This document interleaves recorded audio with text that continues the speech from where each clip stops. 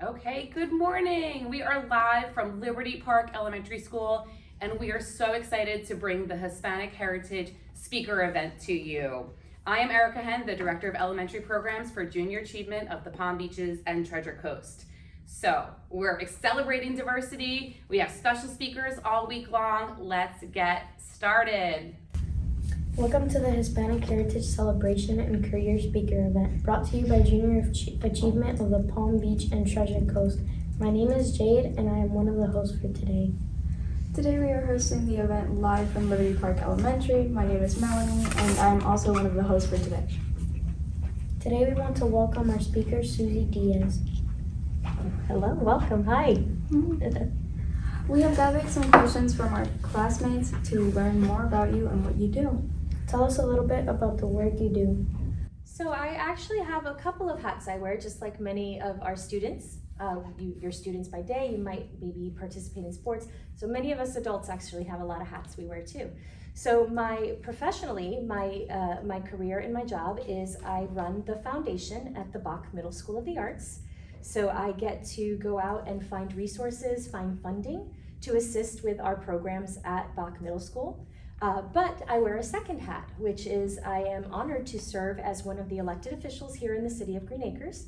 I was just elected in March as the council member for District 4 within the city of Green Acres. Who or what motivated you to work towards your goals? My mom and my dad. My mom and my dad, we are celebrating Hispanic heritage, and I am a very proud daughter of Cuban immigrants. They immigrated in 1971, and they hustled and they worked really hard. And they always taught us when we were little that the one thing nobody could ever take from us, as rich as we might be, as poor as we might be, the one thing that nobody would ever be able to take from us was our education. And so I made sure to remember that as I grew, and everything we did in my childhood was to be of service to our community. We always recognized that when we had something that we can give back and help others with, it was really a responsibility to make sure that we were using that for good and to help others. And so that kind of helped create who I was as a person, and I very much decided it was important to dedicate my life to being of service in some capacity or another to my community. So definitely without hesitation, my mom and my dad, who really just were so brave. I can't imagine how brave it's hard to fathom picking everything up, well, what you could bring with you, because it was very different back then. You couldn't bring much. But I can't imagine leaving the entire world you know behind for the opportunity of a better future for your children. And how can that not be the best role model that someone can have, right? What is your biggest challenge with your career? Right now, my biggest challenge is balance and time. There's so much to be done in our community. And when you're someone who's raised being of service and when you're someone who wants to make a difference, you want to be there for everybody. And so it's a little challenging sometimes making sure that I have the time to be where I need to be and where I want to be and do the work that I want to do with our community. And just sometimes communications becomes a little bit of a challenge too when you're working with communities that might not have access to technology or might not know how to go about contacting you. It gets a little tricky at times to make sure that they know what's happening, that they know how they can participate and be involved, and how they can also make a difference, and who they can turn to help them make a difference. What is the most rewarding aspect of your career? Oh my goodness, how can I narrow it down to one? Well, right now, I am so happy to be here with you both. Look at these smiling faces. You ladies are phenomenal, and I'm really excited to be here. I'm excited to be able to lend my voice to, I love mentoring, so I do have a couple of young students that I help mentor. I think it's important to give back. So that's very rewarding. There's so many different things. Just being able to be a part of a community there's an expression in Spanish, and I'll translate. There's an expression in Spanish that is "El mundo es un pañuelo," which means the world fits on a handkerchief. And I was born and raised here in Palm Beach County, and I gotta tell you, it doesn't matter where you go in Palm Beach County, I guarantee you that somewhere, somehow, we've crossed paths or someone we've known have crossed paths. And to me, that's so rewarding here in Palm Beach County, because even if we continue to grow in numbers, we are still such a great community. And to see how that community comes together, to see in times of good times and maybe in not so good times when not such good things happen, we all come together as a community. And I think that's one of the most rewarding things about what I get to do is to be out there and to be part of that community and to help rally people to come together. What words of wisdom do you have for future generations? Be kind to yourself. Give yourself as much kindness as you can. Understand that what you might perceive as a failure isn't a failure unless you choose for it to be a failure. You get up, you dust off, you try again. There's no such thing as the perfect path. Your path might look different than someone else's path to achieve your goals. And it's important that you honor that path, because sometimes when you take the path that you don't expect to take, the best things happen and the best memories are made and the best moments come about. I was not on the traditional college path when I graduated high school. At first I was, and then I ended up getting married, having my daughter, and that took me in a different direction. But I knew my education was still highly important to me. When I came back to my education, I had a complete different perspective about who I was and what I wanted to do. And so, whereas some people might have looked at not maybe taking that traditional path as a setback, I looked at it as a blessing in the way that it really helped guide what I wanted to do and where I wanted to be. So my advice to you is, in everything you do, just be kind to yourself. Okay, we do have some questions from the audience, so we're really excited to get into these. They want to know a lot about your history and your career. So what was your first job? Oh my goodness. This was back a long time ago, guys. I'm old. This was way back. My very first job was, there was a municipal auditorium here in Palm Beach County. It was on Palm Beach Lakes. The building is still there, but it is owned by another company now. And that was a public venue where we would have concerts. And it was, I think, 90 or 91, maybe 92, in that time period there. My very first job was to work concessions at this venue. It's almost like a Live Nation or like an I Think. Sure. But my very, very first job was concessions. I had to sell, hot dogs, drinks, popcorn, and I will never forget, it was the Vanilla Ice concert. Ooh, that local, was my very a local community member. Right? You see, everything comes back. Like I said, Yes. those degrees of separation. Everything in your handkerchief. Everything in the handkerchief. So yes, my very first job was concessions during a Vanilla Ice concert. How about that? Well, I have a connection. My first job was working at a bowling alley, running the little kid birthday parties and serving concessions as well. So we all start somewhere. What do you think your first job is going to be? Somewhere like selling food. Selling food, maybe that similar path, maybe the movie theater or something. What about you? I don't know. She's still thinking about it. And you know what? It's a good thing she has time. You do have time. So another question from the audience. They want to know a little bit more about how you got the jobs that you have today.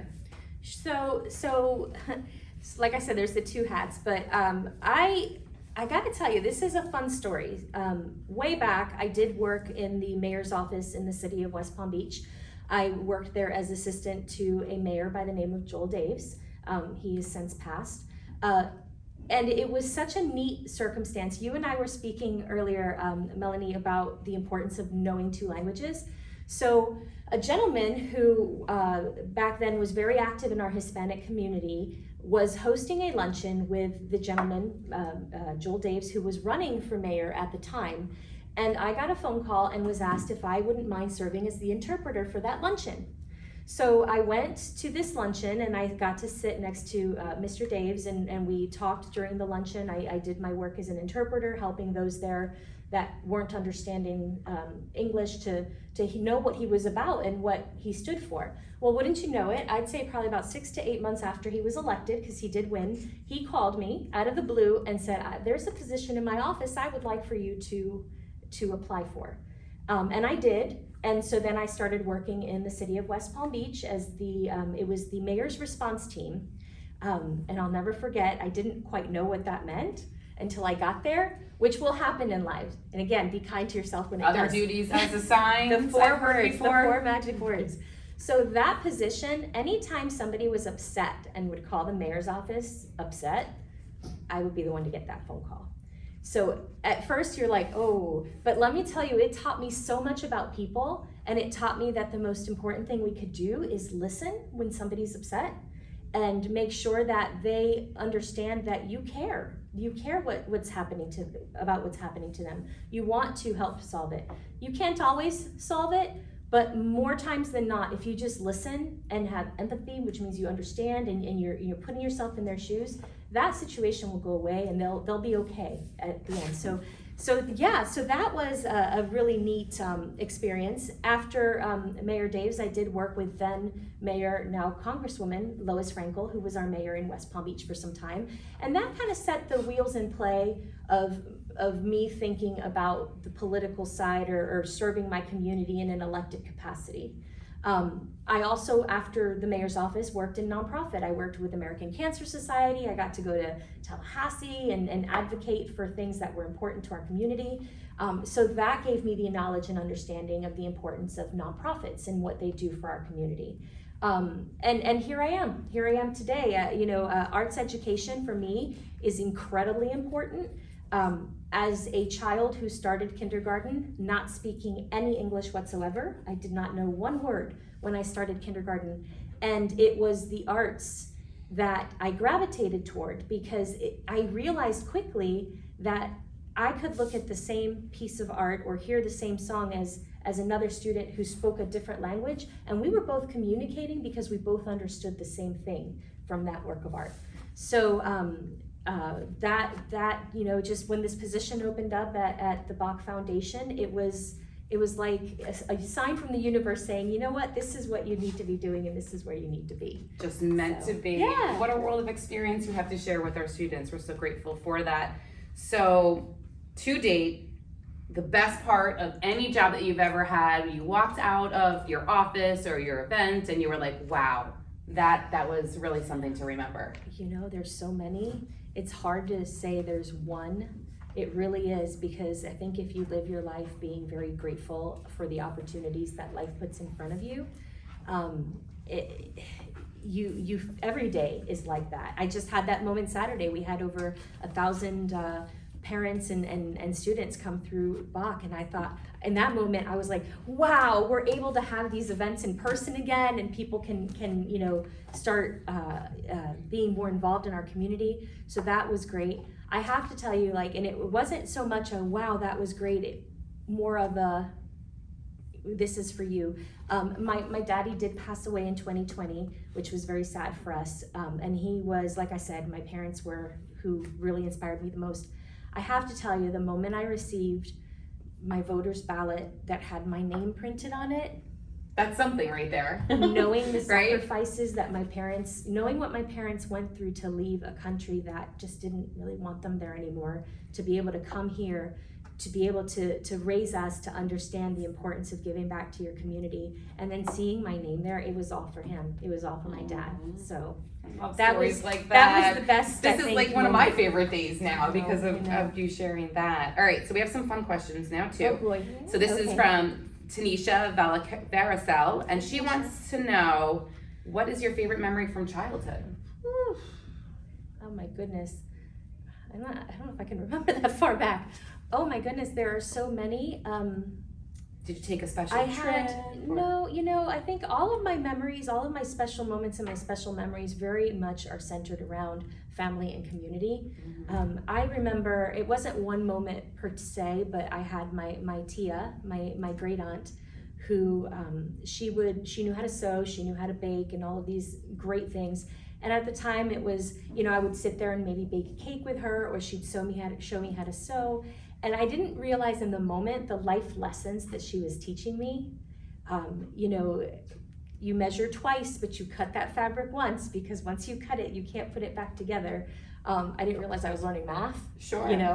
who's, you know, so many different things. So I think my favorite childhood moments are all centered around family and the wisdom that they shared with me, and that helped me come forward. Those same skills actually that I learned from her when I was a child came really handy during COVID. My family and I actually turned around and made and donated over 5,000 face masks when there was nothing, when there was no fabric, there was nothing. We had so many, again, community. We had people dropping fabric at my door, dropping spools of thread at my door, and I'd sew. My husband and my kids would help flip and iron and finish them, and we just give them out to, you know, we did a lot for some of the food drives, and just to make sure that people could keep doing what they needed to do. So I think my childhood memories absolutely have to. I gotta give credits to Thea for all of that stuff. Thank you, Tia. Yeah. Do you have a favorite book? Oh my goodness. That's a tough one. It's a tough one. I don't know if I would be because, able to pinpoint my favorite. No, one. yeah, because you like different genres, and I'm gonna have to come back to that. Okay, not a problem. From Diana Tobin, they want to know, what is your favorite part about your Cuban culture? Oh my goodness. I mean, the food. No, I shouldn't. I'm with you on that. Oh, it is really good food. I just, you know, I love my heritage. I wish I could, and it's not, you know, I wish I could at some point, maybe I can go and actually see the land of my ancestors and where they came from. I love the closeness of family of the Cuban culture. The fact that we celebrate everything. We don't need a reason to really celebrate. We just, oh, it's a Sunday, let's get together and let's celebrate being together. It's that togetherness and that bond. I think by far that's got to be my favorite part of our culture, is the family tightness and the togetherness. Absolutely, that sounds like a good time for sure. What is something that is unique about Palm Beach County that you've learned in your role? It's a big, small town. It's a big, and I touched small on that town. earlier. Yes. You know, we have grown, and I was actually born here. I was born at Good Samaritan Hospital, so I am as local as they come.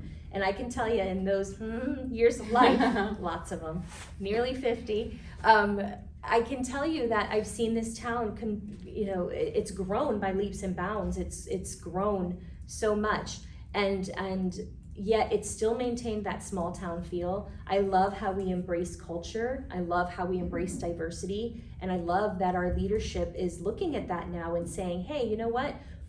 Our diversity is growing, and we need to make sure to be inclusive of as many cultures and groups as we possibly can. Excellent. And then Diana Tobin's class also wants to know a little bit more about the work that you do at Bach Middle School. So it's I guess the best way to say is I get to play Robin Hood. So I get to go out and find persons that maybe they don't even have a child that's in the school district, but they like arts, and they understand maybe from their own childhood the importance of arts education. So I get to advocate. That's my first job, is I get to go out there and let people know that, you know, and I advocate for beyond Bach. I advocate for arts education as a whole. And let them know we have these great art programs throughout our district that really need help. The district does the best they can with the money they have, but you can only stretch a dollar so far. And so most of the work that I do for our foundation is I get to go out and find additional resources. I get to find grants, I get to find dollars, funding. Sometimes I'm not necessarily finding dollars, I'm finding people. I might have a connection. And I don't know if you ladies know him, but Noah Centineo is a former Bach student. And so we actually had the opportunity to bring him back. Our students actually did a really cool hashtag Bring Noah Bach, which was so clever, and it caught on. And wouldn't you know it, he surprised them for a pep rally. So I get to coordinate a lot of those activities. I also get to coordinate if we have a great musician in town, or a ballet dancer, or a theater performer in town. I get to coordinate possibly them coming in and doing, surprising the kids and doing a little class with them so that they can enhance their education in the arts. Very wholesome. Sounds pretty exciting, doesn't it? I mean, you can start to think about the different possibilities with careers in the future right here alone. Mm-hmm. Absolutely. Okay, so we want to know, what do you do for fun? Oh, there's so much to do in Palm Beach County for fun. How do you narrow that down? So I am a theater girl. I love live theater. And the reason I love live theater is every time you can watch the same play 10 times and it's different every single time. And so that uniqueness of the live performance, so we love that. But my family and I are huge Disney freaks. I mean, huge. We love You have all the things annual Disney. pass or something. I mean, maybe. Maybe. My husband and I actually were married over in Castaway Key. Oh, how about So, that? Yep, so we are huge Disney fans, so we do like to go to the parks when we can, and we're very, we also like upcycling things, like creating and just crafty things. And if you went to my house right now, the whole outside is just crazy. My husband goes nuts on That's holidays. fun. So we love to do crafting and building and repurposing of things. But for the most part, I mean, yes, for fun, that's pretty much. You certainly keep busy between your multiple Yeah, hats. so there's and not much your time for it, crafting, but some trips to Disney. Yep. Excellent. Thanks for sharing. Yeah. We're going to wrap it up with this question here. So, what are some ways that you continue to honor your family? You speak so much about your family. Oh, I love that. So, how do you continue to honor your family and celebrate your Hispanic heritage? So, so many different ways. I have a little one I actually have with me right now, which is I always try to raise awareness for different causes, different issues. We are in Hispanic Heritage Month. And so I remembered that my daddy had a tie tack that he used to wear that had the Cuban crest on it. So I've actually been wearing it all month. Oh, It's special. yeah, it's my way of kind of just making sure that I'm honoring Hispanic heritage, and I'm honoring those that because of them I have the heritage I have. I also love going to the different festivals. I think supporting our community. We have a beautiful Hispanic community. We have some great events coming up. I know the Hispanic Chamber has their Heritage Gala. We have the Latin Quarter that has their parade. I think it's this Saturday. So there's so many different ways to participate in your community. And I think that's the best way we can honor our heritage, is coming together with those, not just from our own my own Cuban heritage, but coming together with those from there are so many different Hispanic heritages that we celebrate this month. It's beautiful, and it's diverse, and it's so special. And coming together with them, maybe having a different dish that might not be familiar to me in my Cuban heritage, but I actually learned about pupusas the other day, which are really good, by the way. You might want to try those. So just coming together again, to me, the way we honor anything and anybody is community driven, is making sure that we are celebrating not just who we are, but we're celebrating, taking the opportunity to celebrate. Like, I love being with both of you this morning to celebrate, celebrating all of the opportunities we have from our learning from each other, learning heritage from one another, celebrating each other's heritage is to me really how we celebrate our own. Absolutely. I know that we are so lucky to live in Palm Beach County, where there is so much diversity, and we can continue to learn and embrace one another. So I have some major takeaways from this today. I hope our boys and girls out there do as well. Some of the things that really stuck with me is just your gratefulness. Just really taking the time to stop and be grateful for the things and the people around you is really just what makes life special. Having empathy, kindness, family, and of course community. Absolutely. So we really are so grateful that you were able to come out to Liberty Park here this morning, and we hope to continue to build partnerships so that we can just work together to make Palm Beach County and our schools and our students just the very best for all of them. You ladies were phenomenal this morning. Thank you for Melanie and Jade. Can we get a hand for them, because they were just fantastic. Absolutely. And then can I put a little card there too?